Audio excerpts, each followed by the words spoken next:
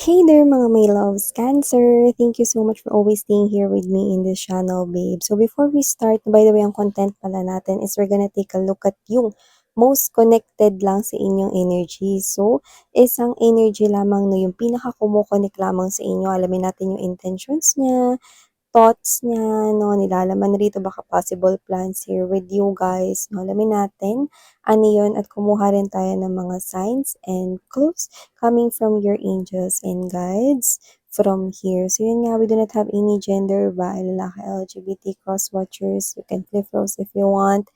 And at the end of the day, don't forget that you always have your free will. Malaya kang gamitin yan. Okay? You can always use that anytime you want. So, let's go ahead and check this for you guys. So, let's see. Cancer, who is this energy connecting to you mostly? Sino tong most connected sa energy mo? This is for Cancer. Spirits and Angel guys, Archangel Michael, thank you so much for being present here in this reading. This is for my Cancer people.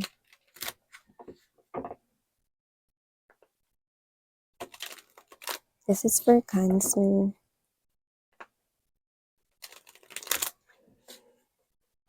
Yun nga, nakita tayo ng palabok. Baka may kumain ng palabok dyan.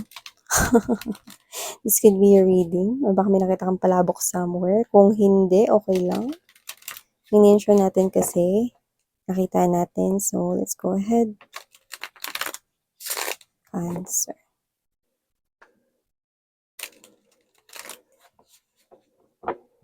Okay, let's go ahead, Cancer. Ilatag na muna natin ang lahat bago natin tuluyan itong i-read for you guys. But you have here this Hanged Man present. Three of Coins. Full card energy. World card. King of Wands. Nine of... Oh. Okay.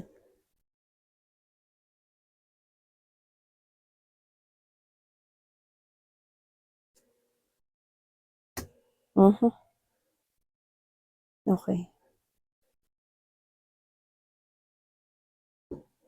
So, nakikita ko rito ang presence ng individual. Kung sino man tong kumukonekta sa'yo, nakikita ko rito mga babes. No? Iba, pwedeng tapos na to, nangyari na. Timeless tayo sa energy readings, tandaan nyo yan. Yung iba naman nangyayari na ngayon sa kasalukuyan at yung iba naman ay hindi pa at prediction sa inyong hinaharap. Pero, kung sino man ito malinaw na malinaw, no?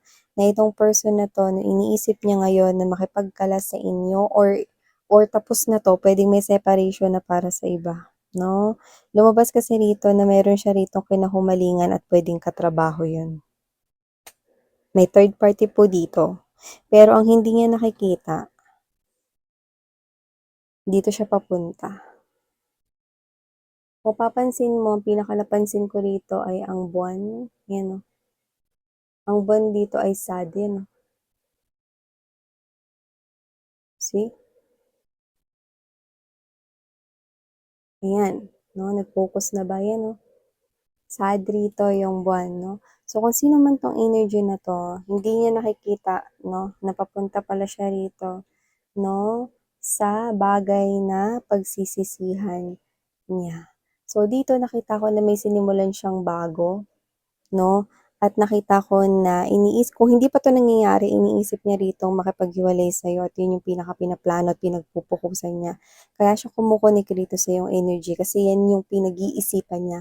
Paano makikipaghiwalay sa'yo rito nang pinoprotektahan niya yung totoo, no? Pinoprotektahan niya yung totoo rito na may presence ng third party. So, nag-iisip siya rito ng mga pwede niyang idahilan, no? Na hindi dito magmumukha na parang nakahanap siya ng iba or pinagpalit ka niya sa iba. Basta yung ganun kasing klase ng energy, nakikita niya na alam niya na siya yung mali dun.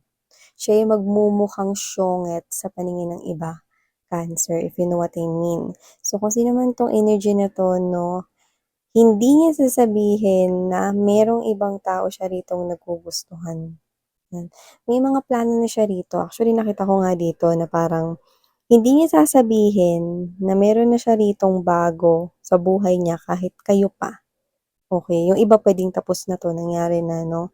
So, nakikita ko rito na after sabihin nating 3 months or let's say 'no, after 20 weeks or 12 weeks right here, nakikita ko na saka siya rito magre-reveal ng bagong ka-in relationship. Sasabihin niya sa mga friends niya, sa families niya 'no, like wala siya ritong pagsasabihan 'no, na may third party rito 'no. May plano na siya na i-o-open niya ito na parang kunwari bago pa lang sila 'no, dun sa after 3 months or after 4 months, like let's say na yung parang tinatawag na grace period. Para hindi magmukha na parang pinagpalit niya kayo 'no, sa iba 'no, or iniwan niya kayo rito dahil may iba. Hindi gano'n yung gusto niyang mangyari kaya pinoprotektahan niya rito yung katotohanan pero lumalabas na may third party rito, okey, habang kayo pa. Katrabaho yung nakikita ko rito. Kung hindi katrabaho, pera ang dahilan kaya parang una niyang nagustuhan yung person na yun 'no. Pera or posisyon. Baka mataas ang posisyon nun or baka, may pera yun 'no at nakuha siya sa mga parang pabili-bili, "Bili mo ko niyan, bili mo ko nun," mga ganyan 'no. Yung person mo kasi parang bata o umasta. Parang alam mo yung bata na 'pag, "Gusto mo bilhan kita ng ano, 2 lollipops." "Samahan ko na rin ng, candies," mga gano'n 'no. So, parang mabilis siya ritong maakit sa mga material things yung person mo or madali siya ritong mahikayat 'no, because of material things. Okay, so yung nakikita kong power ng third party rito is yung kanyang finances or status in career, 'yan. So, nakita ko rito 'no, na posibleng mataas yung chance na magkatrabaho sila, 'yan. Hindi magkatrabaho, magkasosyo sa negosyo 'no, 'yan nakikita ko dito. So, lumalabas na may third party talaga dito, 'yan 'no. Etong etong isang side na 'to 'no, kung dun ka sa parte na na tapos na 'to, okey, para dun sa mga nangyari na 'to 'no, kaya pumapasok pa rin 'tong energy na 'to sa inyo kasi naiisip niya kayo rito dahil tapos na siya rito sa stage na 'to. Nandito na siya. Kung saan pinagsisisihan niya na rito 'no, na nahulog siya rito sa ganitong klase kababaw na patibong, 'di ba? Kasi nga 'di ba, let's say if you want money, you can earn it, 'di ba? Kung masipag ka, matiyaga ka 'no, talagang willing ka mag-effort 'no, para mabigay yung luho mo sa sarili mo, kaya mo namang gawin yun 'no?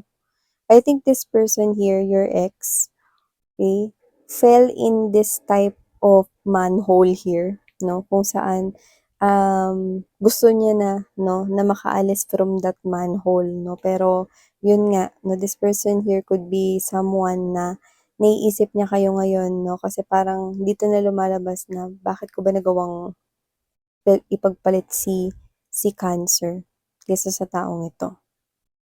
'Yan 'no, may pagsisisi na po dito 'no.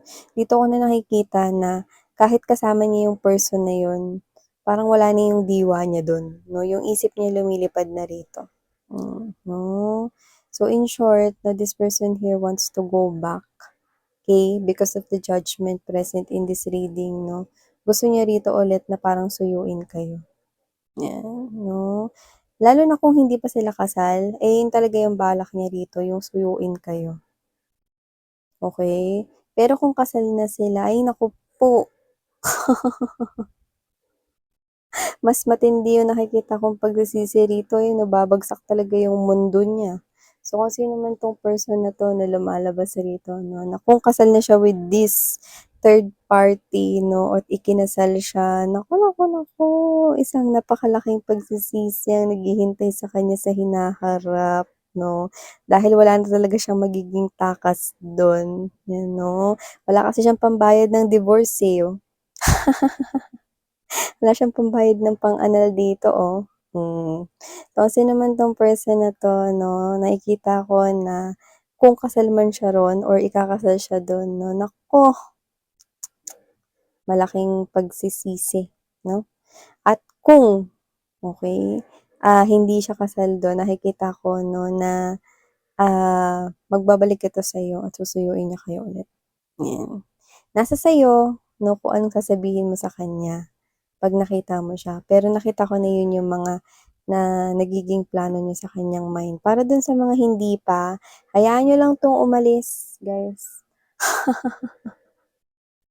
Kasi kamukat-mukat 'no, yang tao na 'yan 'no ay magigising rin sa katotohanan.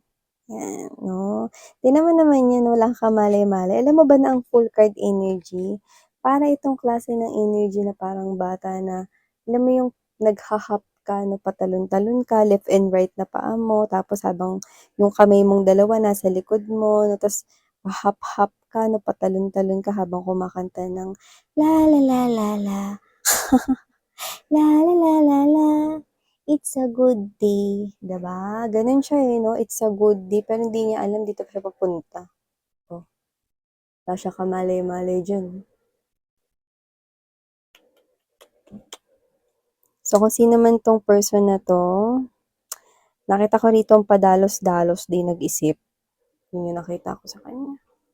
Ngayon iniisip niya kayo rito 'no, parang tinatawag niya rito 'no, ang inyo ritong espiritu, "Cancer, halika tulungan mo ako."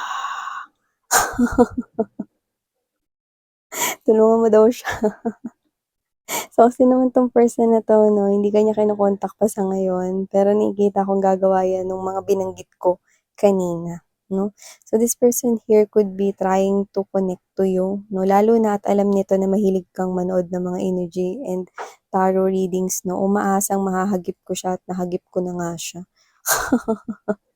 Ngayon na narinig niyo na ang gusto niyang sabihin sa inyo, ang judgment ay walang iba kundi nakukuha at makukuha sa inyo lamang. Nasa inyo ang huling desisyon para sa taong ito.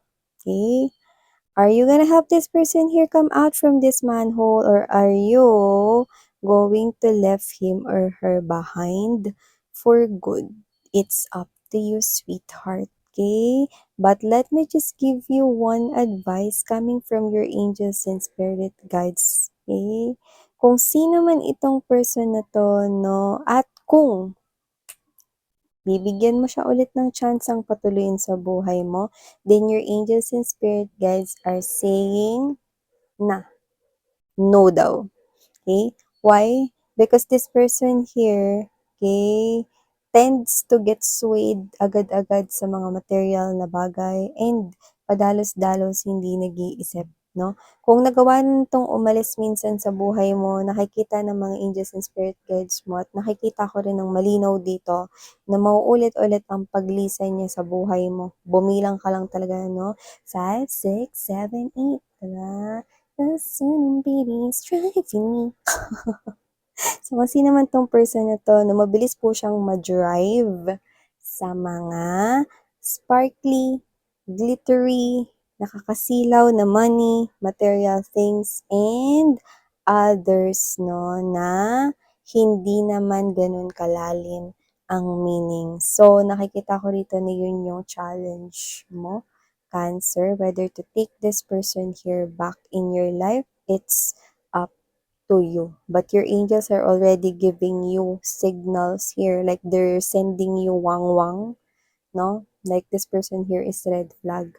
Knight of Swords energy right here, no? Alam mo yung ang bilis no? Ng passion niya rito eh, no? And this person here, nakikita ko, no, na mataas ang chance na muli kayo nitong aalisan. Mm. 'Pag may nakita 'tong bago rito 'no, sa kanyang buhay. So yeah, mga babes 'no, isipin ninyo kung anong worth it for you guys at deserve ninyo. Okay? So ito ang mga mensaheng nakuha natin here for you, Cancer. Maraming salamat sa iyong oras and sarang hayo, love and light. Annyeong.